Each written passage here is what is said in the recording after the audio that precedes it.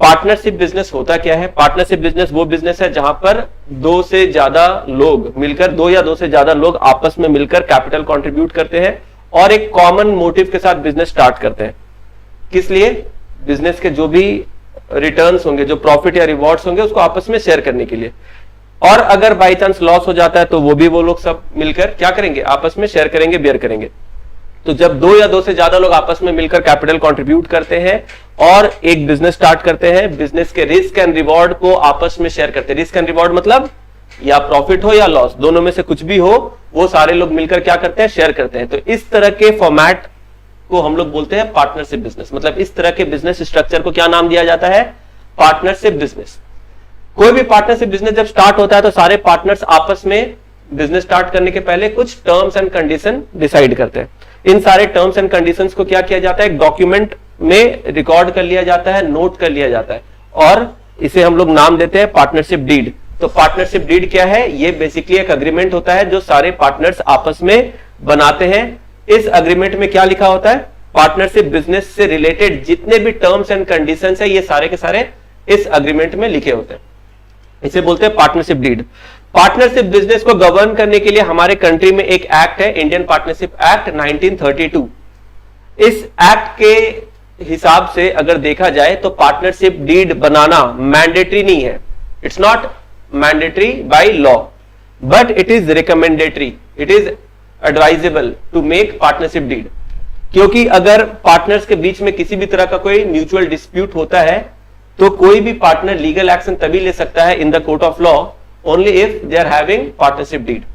Otherwise आपने verbally किसी भी तरीके से कुछ टर्म्स एंड कंडीशन रखा, आपके पास कोई एविडेंस नहीं है, तो अगर किसी भी तरह का फ्यूचर में कोई डिस्प्यूट अगर पार्टनर्स के बीच में होता है, कोई भी पार्टनर उसका लीगल एक्शन नहीं ले पाएगा। आपस में म्यूचुअली सेटल करना होगा, अगर हो गया तो ठीक, नहीं हुआ तो भी कोर्ट विल नॉट इंटरफेयर, है ना। तो इसलिए हमेशा ये एडवाइस दिया जाता है, इट इज ऑलवेज रिकमेंडेड कि कोई भी पार्टनरशिप बिजनेस में हमेशा क्या होना चाहिए? एक पार्टनरशिप डीड होना चाहिए। तो ये है पार्टनरशिप बिजनेस के बारे में।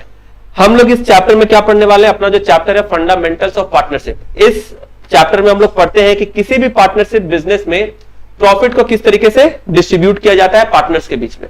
ध्यान से सुनना सब लोग, प्रॉफिट को किस तरीके से डिस्ट्रीब्यूट किया जाता है पार्टनरशिप बिजनेस में। तो सबसे पहले प्रॉफिट को डिस्ट्रीब्यूट करने के पहले अपने को क्या जरूरी है? प्रॉफिट को कैलकुलेट करना। First of all we will have to calculate the profit, there after only we can distribute the profit.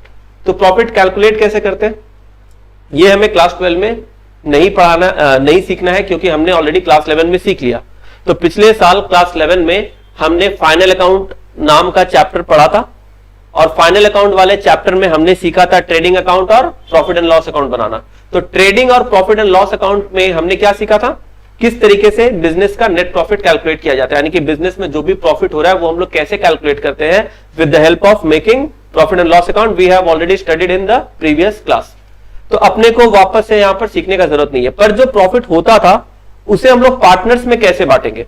तो याद रखना, हमारे बिजनेस में जो भी नेट प्रॉफिट होता है, मान लो कुछ लोगों ने मिलकर पार्टनरशिप बिजनेस स्टार्ट किया, कुछ लोगों ने मिलकर क्या किया? पार्टनरशिप बिजनेस स्टार्ट किया, और फाइनली बिजनेस का नेट प्रॉफिट हुआ। वो नेट प्रॉफिट सारे पार्टनर्स में बटेगा। किस तरीके से बटेगा? According to the terms of partnership deed. और ये जो है ना टर्म्स ऑफ पार्टनरशिप डीड, ये ऑलरेडी हम लोग बिजनेस के स्टार्टिंग में ही बना लेते हैं, और इसके हिसाब से पार्टनर्स में बांटा जाता है क्या? प्रॉफिट। प्रॉफिट जब बांटा जाता है तो वो स्ट्रेट अवे प्रॉफिट के नाम पे नहीं बांटा जाता है। मतलब अपने को लगता है जैसे प्रॉफिट हुआ बिजनेस का और सीधा वो क्या किया? पार्टनर्स में बांट दिए। नहीं, प्रॉफिट जो होता है किसी भी बिजनेस का, profit is not distributed straight away among the partners. Profit को हम लोग क्या करते हैं? अलग अलग तरीके से बांटते हैं, अलग अलग नाम से बांटते हैं। क्यों ऐसा करते हैं? क्योंकि देखो, किसी भी पार्टनरशिप बिजनेस में जब भी दो या दो से ज्यादा लोग होते हैं तो भले ही वो सारे के सारे पार्टनर्स है, पर सभी का कंट्रीब्यूशन अलग अलग होता है, सभी का रोल एंड रिस्पॉन्सिबिलिटी अलग अलग होता है। तुम लोग खुद ही सोचो, अगर किसी बिजनेस में 3 या 4 पार्टनर्स हैं तो सभी लोग क्या इक्वल एफिशिएंसी के होते हैं? सभी का फाइनेंशियल स्ट्रेंथ सेम होता है? सभी का नॉलेज बेस सेम होता है क्या? सभी का एक्सपर्टीज, सभी का एक्सपीरियंस सेम होता है क्या? नहीं। जितने भी लोग पार्टनरशिप बिजनेस में होते हैं वो सभी लोग अलग अलग बैकग्राउंड के होते हैं, सभी का एक्सपीरियंस अलग। कोई नया हो सकता है, उसे बिजनेस का एक्सपीरियंस नहीं है, पर उसके पास कैपिटल है, वो कैपिटल से बिजनेस को सपोर्ट कर सकता है, मतलब वो बिजनेस में फंड प्रोवाइड कर सकता है। किसी के पास कैपिटल नहीं है पर उसके पास नॉलेज बहुत अच्छा है, he is very well qualified, वो एमबीए वगैरह किया हुआ सपोज, तो उसको मैनेजमेंट और बिजनेस का बहुत अच्छा नॉलेज है। कोई दूसरा इंसान है, उसका एक्सपीरियंस बहुत अच्छा है क्योंकि उसने 15 साल इंडस्ट्री में काम किया है, तो उसे इंडस्ट्रियल एक्सपीरियंस है, प्रैक्टिकल एक्सपोजर उसका बहुत अच्छा है। तो पार्टनरशिप बिजनेस में जितने भी लोग एक साथ जुड़ते हैं और साथ में मिलकर बिजनेस करते हैं, वो सारे लोग हर कैपेसिटी में एक जैसे होंगे कोई जरूरी नहीं है। हर एक पार्टनर का अपना अपना कुछ स्ट्रेंथ होता है, कोई फाइनेंशियली बहुत स्ट्रांग है, किसी का नॉलेज बहुत अच्छा है, किसी का एक्सपीरियंस अच्छा है। इस तरह से अलग अलग लोग अलग अलग तरीके से अपना अपना कुछ स्ट्रेंथ रखते हैं और साथ में मिलकर काम करते हैं। साथ में मिलकर काम करने से क्या होता है, किसी के पास फाइनेंस है पर नॉलेज नहीं है, एक्सपीरियंस नहीं है, तो वो अपना फाइनेंस प्रोवाइड कर दिया। नॉलेज और एक्सपीरियंस किसी दूसरे पार्टनर के पास है, वो अपने नॉलेज और एक्सपीरियंस के बेसिस पे क्या कर रहा है, बिजनेस को अच्छे से रन कर रहा है, प्रॉफिटेबल बना रहा है बिजनेस को धीरे धीरे करके। तो पार्टनरशिप बिजनेस का बेसिकली मोटो यही होता है। जब 3-4 लोग मिलकर साथ में काम करते हैं तो कैपिटल कंट्रीब्यूशन भी इजी हो जाता है, किसी एक सिंगल पर्सन के ऊपर बर्डन नहीं पड़ता, है कि नहीं। नॉलेज भी कई सारे लोगों का एक साथ आ जाता है ना। अगर एक अकेला इंसान बिजनेस करता है तो वो अपने दिमाग से सिर्फ सोचेगा, पर 4 लोग मिलकर अगर काम कर रहे हैं तो क्या होता है, सभी लोग अपना अपना आइडिया, अपना सजेशन देते हैं।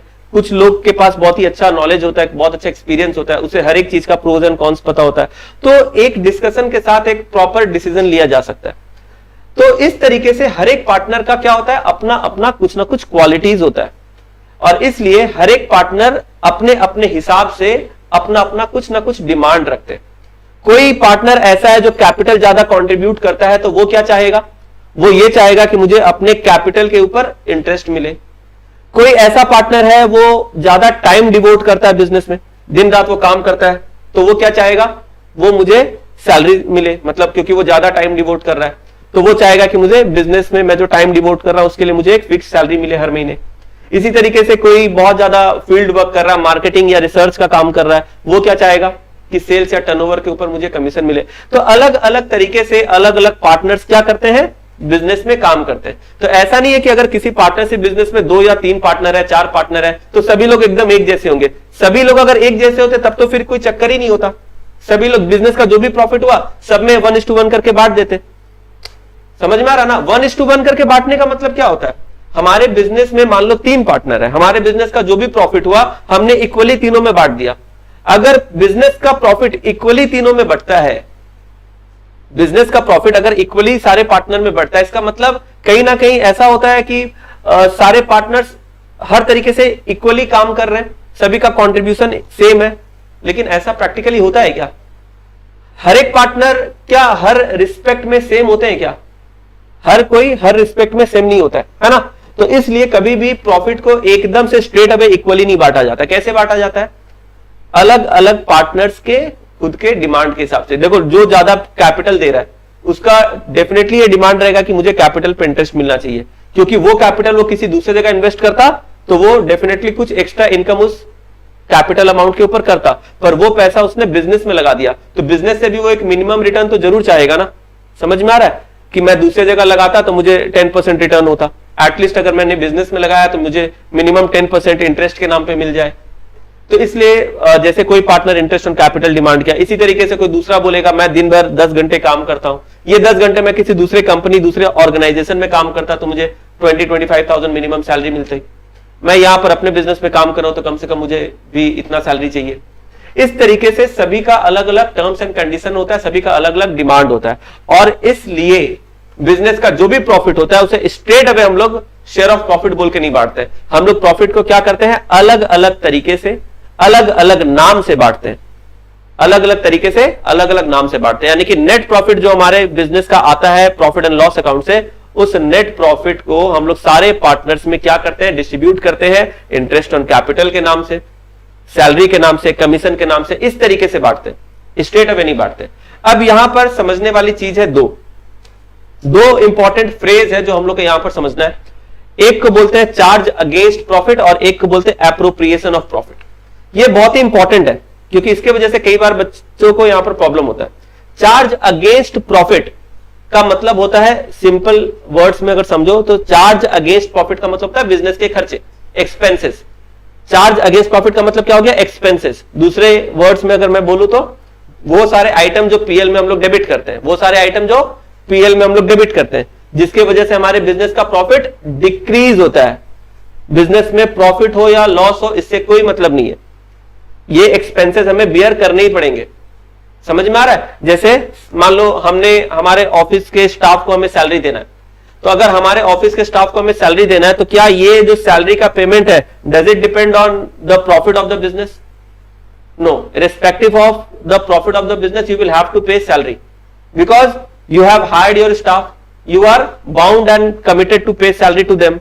तुम ये नहीं बोल सकते कि ये इस साल मेरे बिजनेस में ना प्रॉफिट नहीं हुआ, मैं सैलरी नहीं दे पाऊंगा, या इस बार मेरे बिजनेस में कम प्रॉफिट हुआ, चलो सैलरी थोड़ा कम ले लो। नहीं, आपने अगर किसी को कमिट किया, आपको सैलरी देना ही पड़ेगा। इलेक्ट्रिसिटी एक्सपेंसेस, रेंट, ये सारे जितने भी चीजें ये आपको देना ही पड़ेगा, respective of whatever profit you are earning और यू आर नॉट अर्निंग। ठीक है, तो ये सारी चीजों को हम लोग क्या बोलते हैं? Charge against profit. इस तरह के आइटम्स को हम लोग क्या बोलते हैं? Charge against profit. ये सारे के सारे आइटम ना प्रॉफिट एंड लॉस अकाउंट में डेबिट होते हैं।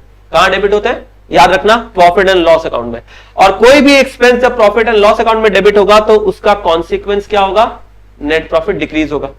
पक्की बात है, क्योंकि पीएल अकाउंट के डेबिट में हम लोग एक्सपेंस लिखते हैं। जितना ज्यादा एक्सपेंस पीएल में डेबिट होता जाएगा, उतना ज्यादा नेट प्रॉफिट हमारा कम होता जाएगा। समझ में आ रहा ना? अब नेट प्रॉफिट जो भी हमारा फाइनली आता है, उस नेट प्रॉफिट को फिर हम लोग कहां बांटते हैं? पार्टनर्स के बीच में। कैसे बांटते हैं? इस बंटवारे के लिए हम लोग एक अलग अकाउंट बनाते हैं। तो हमारा जो नेट प्रॉफिट होता है, इससे बांटने के लिए हम लोग क्या करते हैं? एक सेपरेट अकाउंट बनाते हैं, जिसका नाम क्या होता है? एक बार देखना क्या आएगा।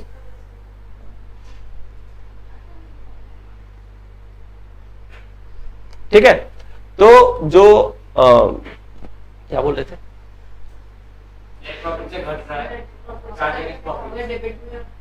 हाँ, जो हमारा नेट प्रॉफिट आता है ना, ठीक है, नेट प्रॉफिट जो भी हम लोग का आता है, इस नेट प्रॉफिट को हम लोग सारे पार्टनर्स में बांटते हैं। ये प्रॉफिट को पार्टनर्स में बांटने के लिए हम लोग एक सेपरेट अकाउंट बनाते हैं, जिसका नाम क्या है? Profit and loss appropriation account. नाम ही है इसका, profit and loss appropriation account. ये कैसे बनता है? बिल्कुल पीएल की तरह। पीएल की तरह क्यों बनता है? क्योंकि ये पीएल अकाउंट का ही एक पार्ट होता है। पीएल अकाउंट को ही एक्सटेंड करके हम लोग पीएल एप्रोप्रिएशन बनाते हैं। जैसे कि क्लास 11 में जब ट्रेडिंग पीएल बनाते थे, तो हम लोग स्टार्ट कैसे करते थे? We always used to start with trading account, और उसके बाद ट्रेडिंग अकाउंट के ही फॉर्मेट को एक्सटेंड करते थे और पीएल बनाना शुरू कर देते थे। इसी तरीके से profit and loss appropriation account भी पीएल अकाउंट का एक्सटेंशन होता है। यानी कि पीएल अकाउंट जहां पर एंड करते हैं, सेम फॉर्मेट को हम लोग क्या करते हैं? एक्सटेंड करके वहां से हम लोग बनाना शुरू कर देते हैं profit and loss appropriation account. तो profit and loss appropriation account is the extension of profit and loss account. So format will be as same as profit and loss account. Purpose क्या है? प्रॉफिट को सारे partners में बांटना according to terms of partnership deed. इतना सारा चीज हम लोग समझ गए। इसके बाद हम लोग प्रॉफिट को तो बांट देते हैं। प्रॉफिट को बांटने के बाद आखिर वो प्रॉफिट जाता क्या है? पार्टनर्स में प्रॉफिट बंटने के बाद ये प्रॉफिट आखिर जाता कहां है? याद रखना, प्रॉफिट पार्टनर्स में बंटने के बाद वो सारे पार्टनर्स के रिस्पेक्टिव कैपिटल में चला जाता है। वो सारे पार्टनर्स के रिस्पेक्टिव कैपिटल में चला जाता है। क्लास 11 में याद है, जब हम लोग फाइनल अकाउंट बनाते थे और वहां से नेट प्रॉफिट मिलता था अपने को, तो वो नेट प्रॉफिट हम लोग क्या करते थे? बैलेंस शीट में ले जाते थे, और बैलेंस शीट में ले जाके कैपिटल से ऐड करते थे। याद आ रहा है? कैपिटल ऐड नेट प्रॉफिट, ऐसा करते थे ना। तो यानी कि अगर अपने क्लास 11 के उस तरीके से अगर समझे, तो कैपिटल से हमारा नेट प्रॉफिट ऐड हो जाता है। यानी बिजनेस का जो भी नेट प्रॉफिट है वो अल्टीमेटली कहां जाके मर्ज हो जाता है? कैपिटल में। और कैपिटल में ऐड होने का मतलब समझते हो? इसका मतलब होता है कि प्रॉफिट बिजनेस में री इन्वेस्ट हो जा रहा है। तुमने अपने बिजनेस में जो भी प्रॉफिट अर्न किया, वो प्रॉफिट इट इज री invested into the business. Business में री इन्वेस्ट हो गया, अगले साल के लिए तुम्हारा कैपिटल बढ़ गया। तो प्रॉफिट जब भी होता है बिजनेस में, क्या होता है? कैपिटल इंक्रीज होता है। इसी का ठीक उल्टा, अगर लॉस होगा तो कैपिटल डिप्लीट होगा, यानी कि कम हो जाएगा, है ना? क्योंकि लॉस हो रहा है, इसका मतलब क्या है? तुम्हारा कैपिटल डिस्ट्रॉय हो रहा है। तुम अपने कैपिटल को ठीक से यूज नहीं कर पा रहे हो, बिजनेस ठीक से कर नहीं पा रहे हो, जिसकी वजह से तुम्हारा लॉस हो रहा है। लॉस होने का मतलब तुम्हारे जो कैपिटल है उसका क्षति हो रहा है, नुकसान हो रहा है, तो कैपिटल डिक्रीज होगा। और प्रॉफिट का मतलब तुमने अपने बिजनेस में जो कैपिटल इंट्रोड्यूस किया था, उसको तुमने बहुत ही एफिशिएंटली इस्तेमाल किया, बहुत ही बढ़िया से इसको यूज किया, सारा एक्टिविटीज बहुत अच्छे से परफॉर्म किया, इसके वजह से बिजनेस में प्रॉफिट हुआ। अब बिजनेस में जो प्रॉफिट होगा, यू विल री invest that profit for the next year. तो अगले साल में तुम्हारा जो कैपिटल होगा वो इंक्रीज हो जाएगा। ये हम लोग करते हैं। तो सोल प्रोप्राइटरशिप बिजनेस में तो नेट प्रॉफिट को कैपिटल से ऐड करते थे। पार्टनरशिप बिजनेस में क्या करेंगे, पार्टनरशिप बिजनेस में जितने भी पार्टनर्स हैं सबके हिस्से में जो भी प्रॉफिट आएगा, ध्यान से सुनना, जो भी मैं बोल रहा हूं अभी मैं प्रॉब्लम में करवाऊंगा अभी थोड़ा देर में, ठीक है, तो ध्यान से सुनना। पार्टनरशिप बिजनेस में जितने भी पार्टनर्स हैं सारे पार्टनर्स के हिस्से में जो भी प्रॉफिट आएगा, क्या बोल रहा हूं मैं, सारे पार्टनर्स के हिस्से में जो भी प्रॉफिट आएगा, चाहे वो किसी भी नाम से आए, वो इंटरेस्ट ऑन कैपिटल बोलकर आए, वो सैलरी बोलकर आए, कमीशन बोलकर आए, किसी भी नाम से मिले, उससे कोई फर्क नहीं पड़ता। पार्टनर्स के हिस्से में प्रॉफिट का जो भी हिस्सा आएगा वो सारा का सारा प्रॉफिट पार्टनर्स के रिस्पेक्टिव कैपिटल में मर्ज हो जाएगा, यानी कि उसके कैपिटल के साथ वो क्या हो जाएगा, ऐड हो जाएगा। कैपिटल सभी का इंक्रीज हो जाएगा अपने अपने शेयर ऑफ प्रॉफिट से। तो ये जो कैपिटल में हम लोग प्रॉफिट को मर्ज करते हैं ना, इस सिस्टम को अलग अलग बिजनेसेस में अलग अलग तरीके से मेंटेन किया जाता है। तो पार्टनरशिप बिजनेस में ना कैपिटल को मेंटेन करने के लिए दो मेथड बनाया गया है। क्या मेथड बनाया गया, दो मेथड।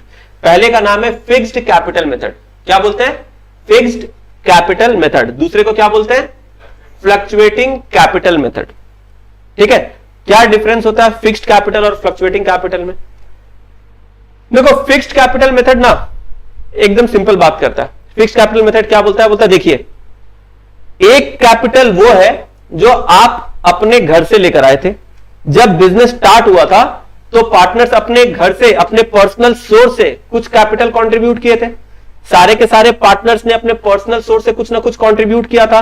वो जो है वो आपका इनिशियल कैपिटल था। When business was started each and every partner had contributed certain amount out of their personal source. So वो जो इनिशियल कैपिटल सारे पार्टनर्स अपने पर्सनल सोर्स से लेकर आए थे और बिजनेस में इन्वेस्ट किए थे, वो जो था वो आपका इनिशियल कैपिटल था। इसे आप अलग से रखिए, इसे अलग से सेपरेटली मेंटेन कीजिए, क्योंकि आपका घर का पैसा आपने मेहनत से कमाया था, वो अपने पर्सनल सोर्स से आपने इन्वेस्ट किया। इसको आप अलग से मेंटेन कीजिए। और आप अपने कैपिटल से जो प्रॉफिट कमा रहे हो बिजनेस में, उस प्रॉफिट का जो आपको हिस्सा मिल रहा है, प्रॉफिट का जो हिस्सा आपको मिल रहा है, चाहे वो किसी भी नाम से मिले, उसे आप अलग से मेंटेन कीजिए, उसे आप अलग से मेंटेन कीजिए। यानी कि आपका जो खुद का पैसा आपने जो लगाया था, इसका हिसाब अलग रखिए, इसका हिसाब अलग रखिए। और बिजनेस से जो आप प्रॉफिट का शेयर पा रहे हो, चाहे किसी भी नाम से आपको मिल रहा है, ये सारा का सारा जो भी आइटम है, इसका हिसाब अलग रखिए। दोनों का मिक्स मत कीजिए, दोनों का सेपरेट अकाउंट में मेंटेन कीजिए। तो जिस पैसे को आपने पर्सनल सोर्स से इन्वेस्ट किया था, उसके लिए आप एक अकाउंट बनाइए, कैपिटल अकाउंट। कैपिटल अकाउंट क्या बनाइए, कैपिटल अकाउंट, क्योंकि आपने पर्सनल सोर्स से इसको लगाया है, अपने पर्सनल सोर्स से इसको लगाया। तो आपका रियल कैपिटल तो यही है ना, आपका रियल ओरिजिनल कैपिटल तो ये है जो आपने पर्सनल सोर्स से लगाया। तो इसको आप कहां मेंटेन करेंगे, कैपिटल अकाउंट में। और जो आप बिजनेस से कमा रहे हो, प्रॉफिट का जो शेयर आपको मिल रहा है, ये रियल सेंस में आपका ओरिजिनल कैपिटल नहीं है, क्योंकि आपने इसको कंट्रीब्यूट नहीं किया है पर्सनल सोर्स से। ये आपने बिजनेस में काम करके, बिजनेस के एक्टिविटी से जनरेट किया है, आपने बिजनेस से ही कमाया है और आपको उस प्रॉफिट का हिस्सा मिल रहा है।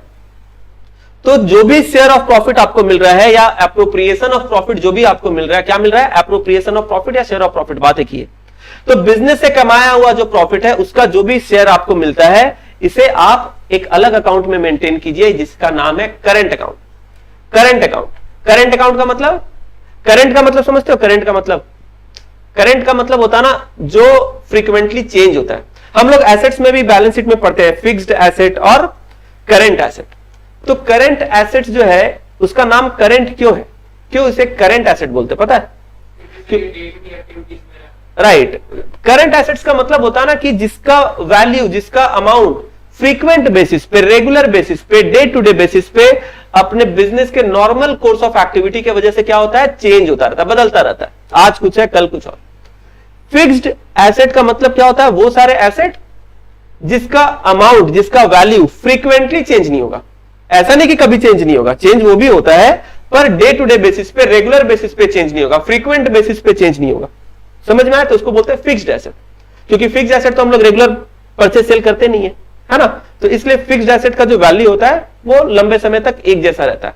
करंट एसेट क्या है, बदलता रहता है, तो बदलता रहता है, तो इसलिए क्या है, उसे करंट एसेट बोलते हैं। इसलिए यहां पर कैपिटल को भी एक फिक्स्ड कैपिटल रखा गया और एक करंट अकाउंट बोल के मेंटेन किया गया। कैपिटल अकाउंट का मतलब क्या है? जो आप अपने घर से लाकर कंट्रीब्यूट कर रहे हो, अपने पर्सनल सोर्स से। आपका असली कैपिटल तो वही है ना भाई। कैपिटल का डेफिनेशन क्या होता है? जो प्रोप्राइटर अपने पर्सनल सोर्स से बिजनेस को इन्वेस्ट करके देता है ना। अपने पर्सनल सोर्स से प्रोप्राइटर बिजनेस में जो भी इन्वेस्ट करता है, इसी को तो कैपिटल बोलते हैं।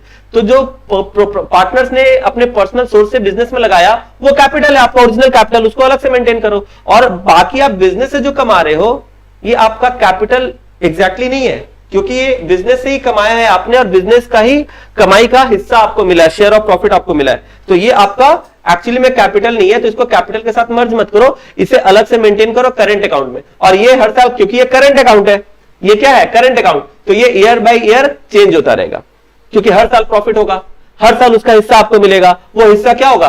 धीरे धीरे करके एक्यूमुलेट होता जाएगा, तो वो उसका वैल्यू में चेंज आता रहेगा। लेकिन कैपिटल हर साल नहीं बदलता है, क्योंकि प्रोप्राइटर क्या हर साल बिजनेस में इन्वेस्ट करता रहेगा क्या? बिजनेस में स्टार्टिंग में इन्वेस्ट किया जाता है, क्योंकि बिजनेस जब स्टार्ट होता है उस टाइम पे कैपिटल का रिक्वायरमेंट होता है। हर साल कैपिटल को इन्वेस्ट नहीं करता है, समझ में आया? तो स्टार्टिंग में इन्वेस्ट किया जाता है। इसके बाद अगर बाई चांस कभी जरूरत पड़ा, कैपिटल का शॉर्टेज है, एक्स्ट्रा फंड का रिक्वायरमेंट है, तो हो सकता है। ऐसा नहीं है कि कभी एक बार बस स्टार्टिंग में हो, उसके बाद कभी नहीं होता है। उसके बाद भी अगर वैसा सिचुएशन आया कि पैसे का फाइनेंशियल रिक्वायरमेंट है, तो कोई प्रोप्राइटर, कोई पार्टनर अपने तरफ से फर्दर कैपिटल इन्वेस्ट कर सकता है। पर ये हर साल नहीं होता, फ्रीक्वेंट बेसिस पे नहीं होता। ये कोई कंपलसरी मैंडेटरी चीज नहीं है, सारा का सारा पार्टनर करेगा ऐसा भी नहीं है। समझ में आ रहा है? तो कैपिटल विड्रॉ भी कर सकता है कोई पार्टनर अगर चाहे तो, फर्दर कैपिटल लगा भी सकता है, ये सारा पार्टनर कर सकता है। क्लियर है? तो कैपिटल को अलग मेंटेन करते हैं और करंट अकाउंट को अलग मेंटेन करते हैं। अब मेरा एक सवाल है, बताओ करंट अकाउंट में हम लोग क्या रिकॉर्ड करते हैं? एक वर्ड में अगर आंसर देना हो तो एप्रोप्रिएशंस। करंट अकाउंट में हम लोग क्या रिकॉर्ड करते हैं? एप्रोप्रिएशंस। करंट अकाउंट में क्या रिकॉर्ड करते हैं? बोलो। एप्रोप्रिएशंस। एप्रोप्रिएशंस का मतलब प्रॉफिट जिस भी नाम से बढ़ता सब एप्रोप्रिएशन है। प्रॉफिट का डिस्ट्रीब्यूशन किसी भी नाम से हो। दूसरे तरीके से इसको बोले तो पीएल एप्रोप्रिएशन में जो भी आता सब एप्रोप्रिएशन है। समझ में आया? तो जो भी एप्रोप्रिएशन है वो सब कहां जाएगा? करंट अकाउंट में। तो कैपिटल अकाउंट में क्या जाएगा? Initial capital. और भी कुछ जाएगा क्या? हाँ, अगर मान लो किसी पार्टनर ने फर्दर कैपिटल इन्वेस्ट किया है, अगर ये चला के क्वेश्चन में बोला है कि कोई पार्टनर है वो वापस से ड्यूरिंग द ईयर में एक्स्ट्रा कैपिटल लगा रहा है, तो फिर से इसका मतलब वो अपने पर्सनल सोर्स से लेकर आ रहा है। जब वो फिर से पर्सनल सोर्स से लेकर आ रहा है, फर्दर कैपिटल लगा रहा है, तो लॉजिकली ये कहां जाना चाहिए? कैपिटल अकाउंट में, क्योंकि कैपिटल अकाउंट तो बना ही है इसलिए। और कभी कभी ऐसा क्वेश्चन में बोल दे कि कोई पार्टनर अपने कैपिटल से पैसा विड्रॉ कर रहा है, तो भी ये कहां जाएगा? कैपिटल अकाउंट में। कैपिटल से पैसा विड्रॉ कर रहा है ना, तो ये कहां जाएगा? कैपिटल से पैसा विड्रॉ कर रहा है, कैपिटल से। ऐसा चला के क्वेश्चन में बोल देगा कि कैपिटल विड्रॉ कर रहा है, समझ में आया? तो ये कहां जाएगा? कैपिटल अकाउंट में। तो कैपिटल का जब बात करें तो ये क्या कहां जाएगा? कैपिटल अकाउंट में। करंट अकाउंट में सारा एप्रोप्रिएशन जाएगा। हाँ, ड्राइंग अगर करता है कोई पार्टनर, देखो ड्राइंग अलग चीज है, ठीक है? ड्राइंग अपने रिक्वायरमेंट के लिए सारा प्रोप्राइटर करता है। आखिर जो भी प्रोप्राइटर जो भी बिजनेस कर रहा है वो अपना पर्सनल नीड के लिए तो बिजनेस पे डिपेंडेंट है ना। कोई भी, चाहे सोल प्रोप्राइटर हो या पार्टनर्स हो, आखिर उसका खुद का पर्सनल रिक्वायरमेंट भी है, वो बिजनेस के ऊपर डिपेंडेंट है। अपने पर्सनल रिक्वायरमेंट, पर्सनल नीड के लिए कोई भी प्रोप्राइटर बिजनेस से कुछ भी ड्रॉ करेगा, ये ड्रॉइंग कहलाता है। अकाउंट्स में से हम लोग क्या बोलते हैं? ड्रॉइंग। ड्रॉइंग जो है ये कहां रिकॉर्ड करेंगे? करंट अकाउंट, ठीक है? करंट अकाउंट में करेंगे, ठीक है? समझ में आया? और इंटरेस्ट ऑन ड्रॉइंग भी करंट अकाउंट में। तो ये पूरा का पूरा स्ट्रक्चर है। अच्छा, कैपिटल अकाउंट कैसे बनता है? कैपिटल अकाउंट बिल्कुल वैसे ही बनता है जैसे कोई भी अकाउंट बनता है, लेजर अकाउंट। पर हम लोग अलग अलग पार्टनर का अलग अलग अकाउंट नहीं बना के हम लोग क्या करते हैं? सिंगल फॉर्मेट में बनाते हैं। बस हर एक पार्टनर के लिए अलग अलग कॉलम बना देते हैं। अब जैसे 3 पार्टनर है तो क्या 3 अकाउंट बनाएंगे? बहुत लंबा हो जाएगा, टाइम टेकिंग है ना? तो हम लोग क्या करते हैं? एक ही सिंगल फॉर्मेट में, एक ही स्ट्रक्चर में हम लोग क्या करते हैं? तीनों पार्टनर का सारा फिगर्स को एंट्री करते हैं। बस हर एक पार्टनर के लिए सेपरेट कॉलम बना देते हैं। अभी हम लोग करेंगे तो समझ आएगा।